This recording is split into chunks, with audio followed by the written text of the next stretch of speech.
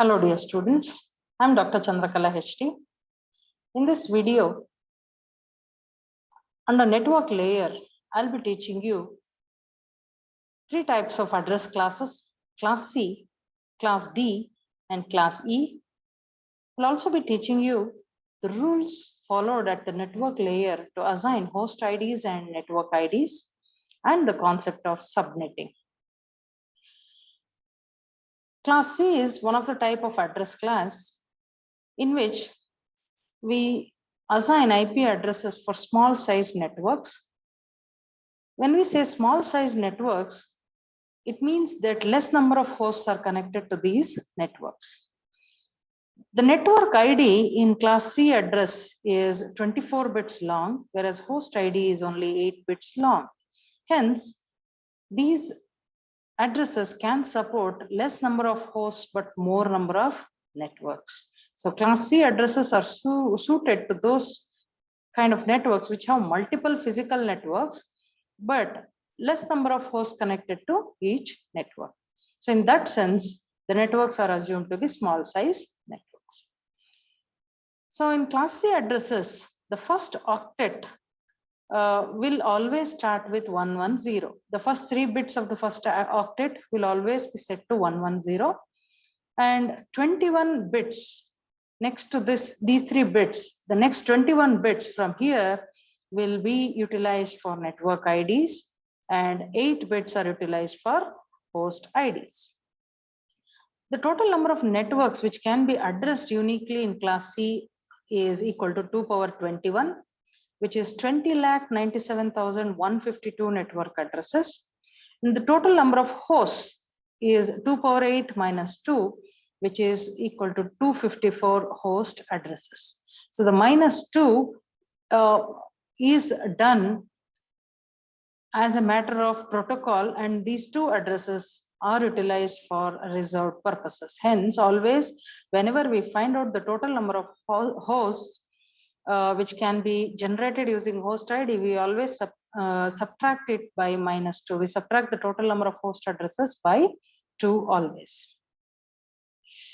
The next class of address is class D. In class D, the IP addresses are reserved for multicast addresses. The class D will not support subnetting. It never possesses subnetting.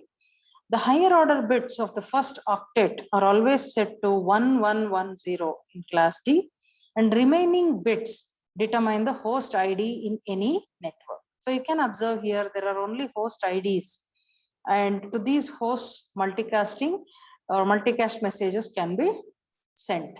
So they do not have any specific network addresses. Similarly, class E is a special type of address class in which the IP addresses are used for research and development purposes. They are reserved for future research and development purposes. So whenever new research has to be done on the existing network, the addresses are required.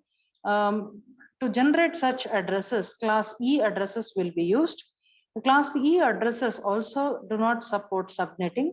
The high order bits of class E always are set to 1111. The remaining bits determine the host IDs in the network. Now, rules for assigning host ID. The host ID, as we all know, is used to determine the host within a network. Some of the rules which are followed for assigning host ID is the host ID must be unique within any network. There cannot be any duplications. No two hosts can be assigned the same ID. That is the meaning of this sentence. And the host ID in which all bits are zeros cannot be assigned because it is used to represent the network ID of the IP address in class A.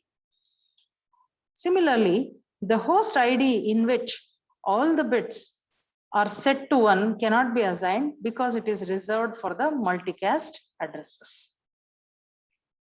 Coming to rules for assigning network ID.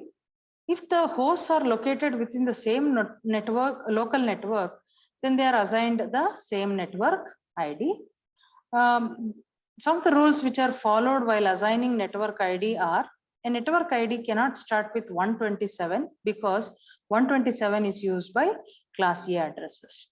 The network ID in which all the bits are set to 0 can't be assigned because it is used to specify a particular host on the local network. And network ID which contains all bits as 1 also cannot be used as it is assigned as it is reserved for multicast addresses. Apart from these three values, the network ID can be any other address value. So now to summarize the classful network architecture, I've given a brief table here to determine the various features of the 5 different address classes A, B, C, D, E. So in class A, the higher order bits start from 0, for B 10, for C 110, for D 1110, and E 1111. The network ID bits, the number of bits used for network ID in class A is 8, B 16, C 24, and in D and E, the network ID bits are not defined. In case of host ID bits, class A will use 24 bits, in class B it is 16 bits, and in C it is 8 bits, and in D and E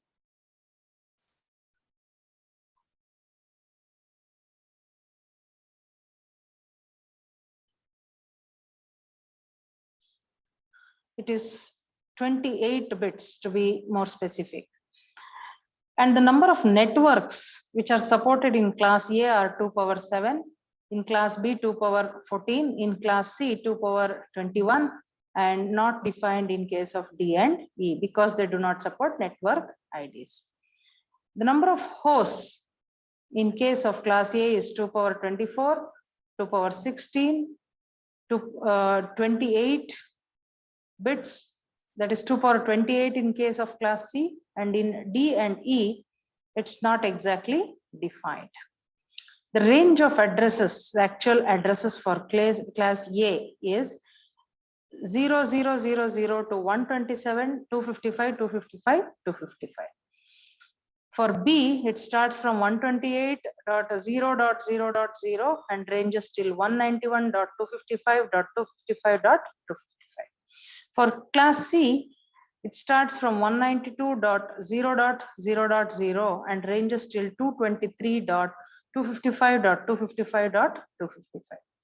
In case of class C, the range starts from 224.0.0.0 to 239.255.255.255.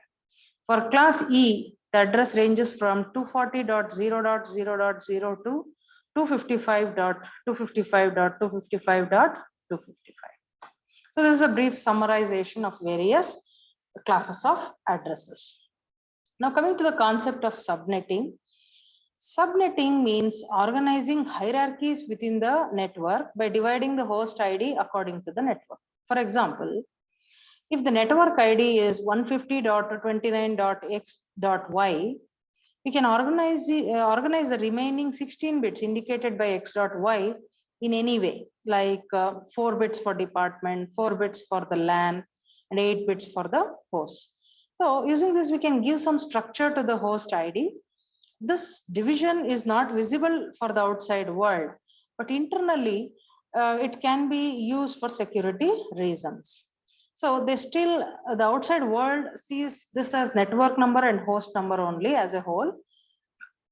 The network will have an internal routing table which still have information about which the router has to send an address to, about where the router has to send the address to.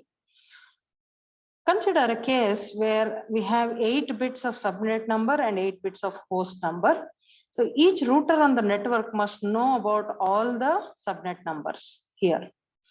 So because the router has to identify the address through which the packet has to be routed, it should be aware of all the subnet numbers and host numbers. And this is called as a subnet mask. So we put the network number and subnet number bits as 1 in the subnet mask and the host bits as 0. Therefore, In this example, the subnet mask will become 255.255.255.0. The hosts also need to know the subnet mask when they are sending a packet. So to find out if two addresses are of two nodes on the same subnet, we can add the source address with subnet mask and the destination address with subnet mask. So if the two results are the same, then we can understand that they belong to the same subnet. So hence the subnetting can avoid broadcasts. So if at lower level, if there are smart switches, in order to send directed messages, we do not require any subnets. If switches are absent, then subnetting can be used to send directed messages instead of sending broadcast messages. So directed message means a message goes from one node to another node. Whereas in case of broadcast, the message goes from one node to multiple nodes. So we do not want a message to go to multiple nodes. We want the message to be delivered directly to the single destination. Hence, we can make use of subnetting wherever switches are absent. Hence, subnetting are useful in case of security related issues. They have the security advantage in order to safeguard the message being broadcasted over the network. So in this video, you learned 3 address classes, class C, D, and E. And you also learned about the rules which are used to define host IDs and network IDs. Also, you learned the concept of subnetting and how it's advantageous for avoiding broadcast of messages on the network. Thank you.